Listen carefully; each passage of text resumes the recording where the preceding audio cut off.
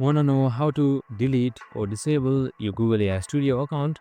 Well, no worries. In this video, I'm going to show you and let you know if it's directly possible to delete your Google AI Studio.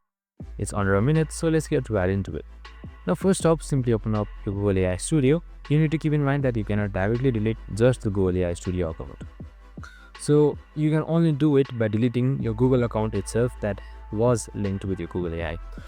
So for that, just simply select account.google.com, and now once you're there, make sure you are there with your currently signed in account. So right here, just simply select data and privacy, and now once you're under data and privacy, just simply scroll down until you see deletion. So if you don't find it, you can just simply search off for it.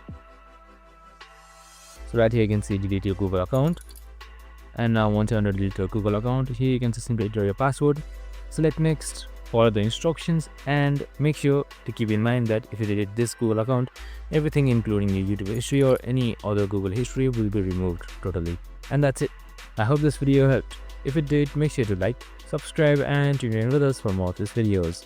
See you in the next one.